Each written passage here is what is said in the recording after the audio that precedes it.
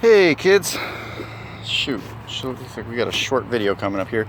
We got an '03 Toyota Avalon. This has the dual throttle body, or dual butterfly throttle body here. We have an idle air control valve. Right now I'm in the process of attempting to clean it. All I've got is brake clean on me. I don't have carb cleaner, but it'll probably end up doing the job. Symptoms are, of course, that it starts. If you put the gas on, or put the accelerator pedal on there, and you can rev it up, revs up fine.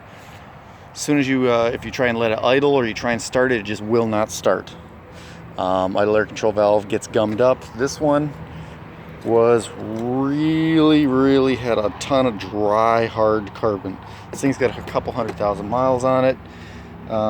In the port here, this may not look that bad, but it's actually pretty bad in there. Not the worst, but the little pintle in there gets, I presume it's some kind of a pintle setup in there.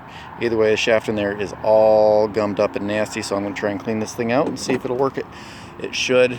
This is a common failing. Now, people say, oh, you have to buy a new gasket. You do not need a new gasket. This right here is a piece of stamped steel. You can use a little shot of myself. This is my favorite product. Ultra black. It works for any oil, coolant, any gasket except for your exhaust gaskets, pretty much, or head gaskets. If you need to make a gasket on the spot, I use it on rubber O-rings. It doesn't hurt rubber, doesn't hurt anything. I'll even use it on the threads on a sensor at times. Probably not sensor safe, but it ain't gonna hurt nothing anyway. Won't work for anti-seize on an O2 sensor, but it works like that. Anyhow, best way of dealing with this: 3 bolts. They are 12 millimeter. On the back side here, there's this bracket. I loosen the nut on the bottom, or maybe it's a bolt down there, I couldn't tell. That's also a 12 millimeter, and take out the bolt on the top, which is a 12 millimeter head, and throttle body basically comes off. This is the Avalon. On the I don't know, maybe there's the Camrys and whatnot that have this engine. It'll be slightly different, but I think they just have a single port on the throttle body. Either way, brake booster, a few vacuum lines, take them all off, take off both your throttle cable and cruise control, take out your air intake snorkel. It's 10 millimeter. On the back side of this, there is a clamp. I use vice grips to gently, you should actually have rubber hose over these for your 2 coolant lines, and a couple plugs. Comes right out. Flip it upside down.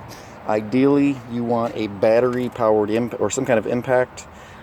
Only impact I got right now is my big 1/2 inch. I tried using it; it was not going to happen even at the low speed.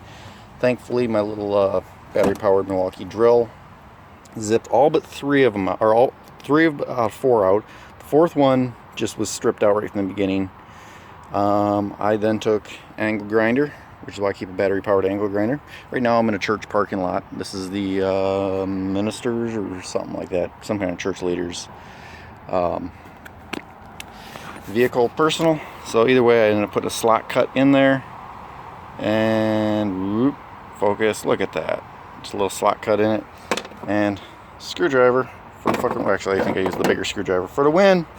And then I discovered, hey, yep, this thing is all pretty gummed up inside there. So we're going to see if I can get this thing to clean up and idle. Peace out, bitches.